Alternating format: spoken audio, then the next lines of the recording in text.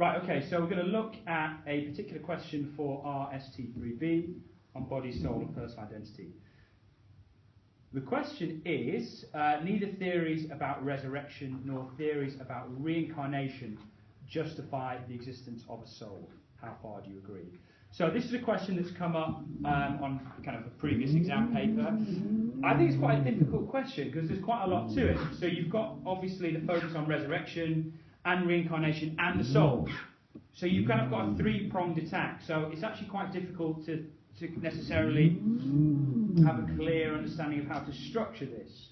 The structure that I've gone for this essay, which obviously you've got a copy in front of you, and you can access on SharePoint if you want to see any more of Tony's exemplar material. But we've got an introduction, first paragraph. We've got the second paragraph just on reincarnation. The third paragraph just on resurrection. The fourth paragraph is like a combo, so both reincarnation and resurrection.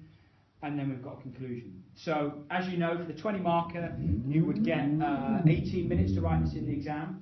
So, you know, you can see that's what I've kind of got for my exemplar. So, kind of just under a side, typed size 12, which, I don't know, guys, what do you think that is? About 2 sides? Yeah. 2.5 sides. So, yeah, kind of doable, basically. Not easy, but doable in 18 minutes. So, let me just walk you through my introduction. So, in introduction, you have to have, well, what do we need to include in the introduction? Definitions of the keywords, so yeah. The 3 keywords, basically. So, definition, 3 keywords. If not now, you certainly have to do it perhaps when we look at our individual paragraphs. You also need to set out a line of argument, we know that. So let's have a look. Resurrection and reincarnation theories both have different interpretations of what is meant by the soul, in accordance with their views on life after death and personal identity. However, it's the purpose of this essay to argue that they both fail in their attempt to justify belief in its existence, but for very different reasons.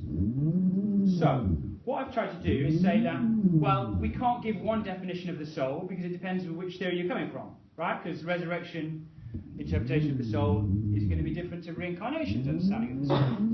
So I've kind of left that open. I'm going to say I'm going to kind of define that later on. And then in terms of my line of argument, I'm going to say, well, neither justify. Okay, so the first paragraph, I've got reincarnation. So first sentence, reincarnation is the Hindu belief that we have an eternal soul that exists and transmigrates from one life to another in the cycle of life, death, and rebirth known as samsara. So what am I doing in that first sentence? What's that an example of? Definition. And how the soul sort of applies to The keyword I use of samsara, I'm talking about how what about assessment objectives? Can we use that in a phrase? I don't know which one. Yeah, it's AO1, right? What is AO1? Context. Well, it can be, but simpler than that. What do we mean by AO1, assessment objective 1? Basic knowledge. Yeah, knowledge and understanding, right? And how is that different to AO2? Because is AO2 like applying? Not applying, sorry. Come on, help me out here. AO1, knowledge, understanding. AO2, Evaluating. evaluation. Okay, good. Okay, cool. That's all right. So wait, AO2 is the 30 marker. No, I mean, look, we're looking at a 20 marker, so obviously we've got AO2 in this. The 30 marker for RST3B is AO1. However, in religious experience, the 30 marker is the AO2 and the 45 is the AO1. Oh yeah. I know that's a little bit confusing, but It's just the bigger one is it's just knowledge. the bigger one is always knowledge, correct? The bigger one is always AO1. Yeah, Cool, yeah. okay. So obviously, when I use the word however, you can see that I'm kind of transitioning into a counter argument here. Let's have a look.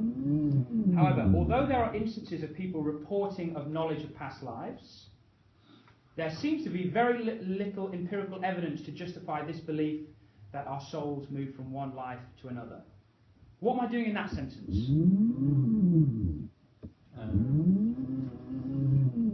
kind of referring to the question. Yeah. So you're like saying that you don't think it justifies the existence of the soul, so you're kind of introducing the title of the into reincarnation applying it. Definitely. Absolutely. So I'm using that kind of phrasing actually in my evaluation. Good. You also given your first point. Yeah. In explaining, because you said, but for very different reasons. That so the empirical evidence is like your first reason. Okay, so first reason. But you see that I'm being quite clever with my phrasing here. So within one sentence, I'm doing argument and counter. Do you see that? Yeah. However, although there are instances of people reporting past lives, which means like some people say they can remember the past lives. Although some people say that, that's me acknowledging an argument, but not agreeing with it. So we see the rest of the sentence. However, there seems to be very little empirical evidence. So you see within the one sentence, I'm acknowledging one argument, but then offering the counter. So if you can condense an argument counter into one sentence there, that's obviously being kind of very efficient and kind of lean with your phrasing. So wherever that's possible, do it. You see where I say, although there are instances of people reporting? Yeah. Do you see how I'm distancing myself from that claim? Yeah. Some people have said that, although I don't agree with it. Do you see what I'm doing with my phrasing there? That's something that you want to try and incorporate into your own essays. By saying, some people say this, however, I think it doesn't work because of this. You know, rather than resurrection is coherent, next sentence, resurrection is incoherent. It's like, that's kid stuff, that's GCSE, right? So you need to be more subtle about your phrasing, distancing yourself from arguments that you ultimately don't support or agree with. Let's look at the rest of it. We may also argue that these reports of one's soul, remembering past lives, tend to be from people living in countries where reincarnation is a pre-existing belief. What do we mean by that? Oh, that your soul pre-exists like the physical. No. People who report, I can remember my past life, tend to live in India. Oh, so you're saying it's unreliable because it's just Go on, keep going, Martha. So yeah, it's in their culture, so they, we've got no reason to believe in it. It's going to apply to us. Kind of. I mean, I think that is culturally determined, right? So it seems as though people who kind of live in countries where reincarnation is the popular belief tend to report accounts of past lives. In the way that Christians tend to have religious experiences of Jesus. Muslims tend to have religious experiences of Muhammad. So we might say that actually it's explained in terms of culture. It's culturally determined. And another phrase that I've used here is the claims may be the result of confirmation bias. Have you heard that phrase before? Yeah. What do you mean by that, G? Like the people who confirm these scenarios, these examples, they already have a bias. Yes. For one, in this case, most of them do come from India, so therefore there's already a bias within it. So for example, like the Toronto blessing is also confirmation bias in that sense because they're looking for it, and then it's like within their whole. Correct. belief. Yeah, exactly right. So you're confirming what you already believe. You're confirming your kind of pre-existing bias, and obviously that's not good, is it?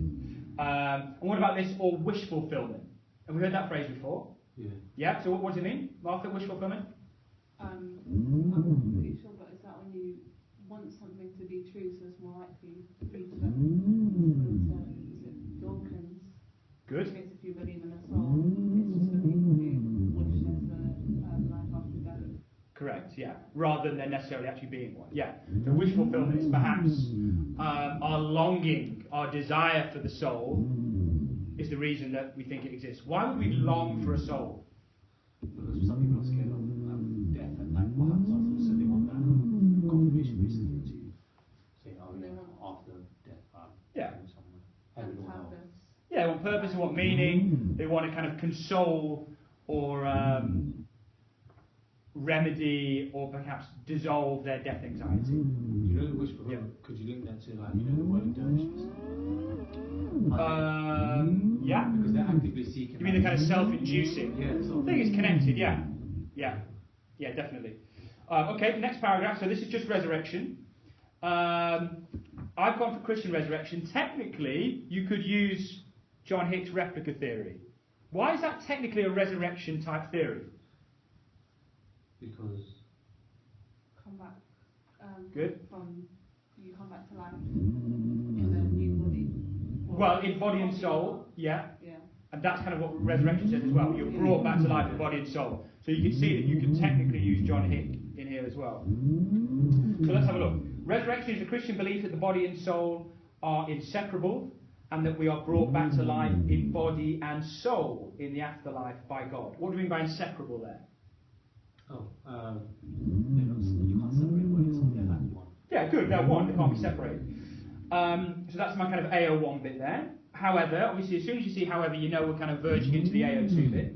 However, the problem with this is that to talk of a spiritual body is oxymoronic and seems to make Christianity's attempt to justify the existence of a soul through their views on resurrection flawed, as their doctrine contains internal contradictions that are insurmountable.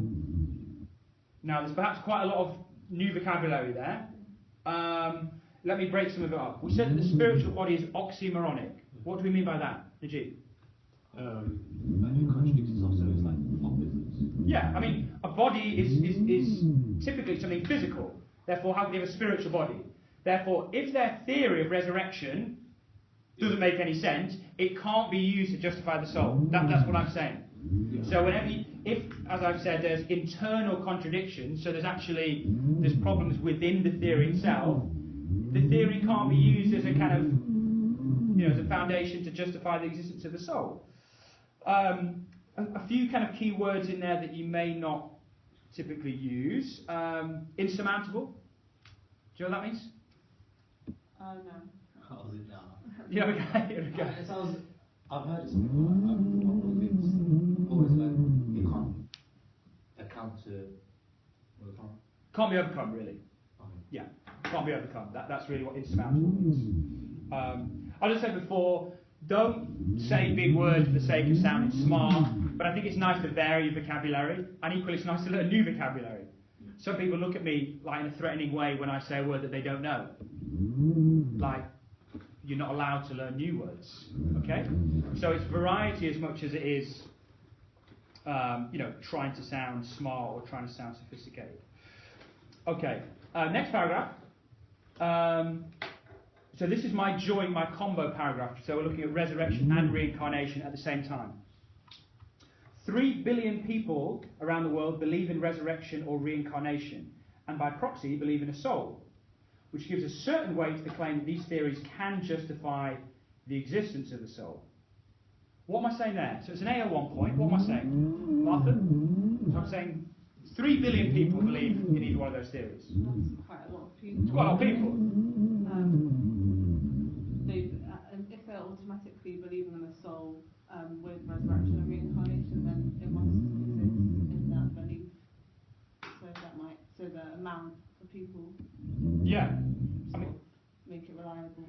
Make it reliable. And I think careful on your phrases. So you don't want to say it must exist, because what I want to say, I don't want to agree with this point. So I want to say it appears, or it would suggest. Don't say must, because then you're committing to it. Do you see that? Okay. So you've got to be clever with your phrasing again, right?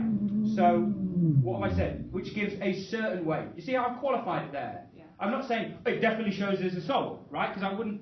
It's not as clear cut as that. But it gives a certain weight. So already you're getting a sense of, hey, he's setting this up to kind of destroy it in his next point. All right? So then I go on to my counter. However, it is philosophically naive to think that this is sufficient evidence to justify it. What does sufficient mean? Enough. Yeah, great. So it's philosophically naive to think this is enough evidence to justify it, which is supported by Chris Hitchens' comment that we should not take refuge in the false security of consensus. So we've seen this quotation before. What does it mean? Don't just believe. Don't feel secure with what the majority are saying. Yeah. As you said before, the majority, voted in, or the majority voted for Brexit, right? Yeah. Doesn't mean they were necessarily right. So you can't think just because loads of people believe in the soul, that's proof. There's a certain amount of interest in, why are so many people believe in this doctrine? But it's not in itself an argument, or it's not, I would say, a philosophically convincing argument. Okay? So, equally, the soul cannot be measured or observed through science, and it therefore does not fit in with the parameters of physical science, making it impossible to justify, at least within this paradigm.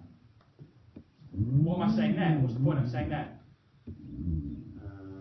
Basically, there's no real way of testing that the soul exists, and it doesn't fit within like empirical evidence, basically within like physical actual evidence. Good. Yeah. Within this world. Yeah. Good. And so you see how I'm kind of combining the theories. So I'm saying both of these theories are kind of guilty of not falling within the parameters of science. Do you know what I mean by that word paradigm? You might have heard it. It's quite a difficult one to define. I mean, what I'm trying to say is like science is a kind of paradigm, a way in which we understand the world. Like that's one paradigm in which we might understand the world, through the paradigm of like science. So you see how it doesn't fit in with that kind of way of experiencing and understanding the world, what we call a paradigm. Okay, and then finally, and although religious believers may argue that the soul is by its very definition incorporeal, intangible, and untestable, this also means that any attempts to justify it using science are futile. Now, again, I've done that funny thing with my phrasing again. What have I done there in that final sentence? Martha? Is it a bit more subtle? Yeah. So you're basically saying that it's sort of, coincidental that this characteristics can't be tested by science. Like science can't understand it, but you've said it in sort of a simple way. Yeah, but I think, what about this phrase, and although religious believers may argue? You're setting yourself up to basically shut it down again. Do you see how I'm distancing myself? Other people over there might say, hey Tony, but the soul was never meant to be physical. That's the whole point of the soul. So that's what I'm doing. I'm acknowledging arguments from someone else. And this is what I mean when you've got to be subtle about the phrasing. So I'm using words like, and although some people, even that, see how key the word may is there? Yeah. Although religious believers may argue this, in fact, it doesn't agree with my point because of, and then you finish it off. So that ability to acknowledge a counter-argument and then refute it in the one sentence is something that I think you could really work on. Because as I said, you could do a lot in not many words there. All right, futile, do you understand that word? Yeah, there's no point. Yeah, exactly. So conclusion, it seems that neither resurrection nor reincarnation offer convincing arguments to justify the existence of the soul. Although belief in a soul is inextricably linked to their broader doctrines on life after death, this is not a justification in itself, and perhaps their views on the soul are the result of wish fulfillment, that death is not the end, and belief in a soul helps this death anxiety. Okay, so my conclusion, what am I doing? Well, I'm kind of summing up, what I think. I'm hopefully giving a clear answer to the question, which is neither justify the existence of the soul. Different reasons, but equally, they may both be explained by a product of wish fulfillment. Yeah. You follow that? Yeah. So I think that would be a full mark answer for a 20-mark question. I think that would be probably more than 20 marks in the sense that you wouldn't be expected it to be that good in the time. The expectation would be much lower than that. But if you can do that in the time, great. Did you write this in on the time? Yeah. Okay, cool. In the sense that we did, so it was 2 minutes, Like how many 5, 2 minutes. Yeah, okay. So 2 minutes, stop, breathe. So I did it like that. Like last year. Yeah. But I did it less than that. I finished before everyone else each time. But then I was typing, so maybe, depends how quick you are typing. But yeah, I think that's time conditions, yeah. Okay, cool. Okay. Okay, great.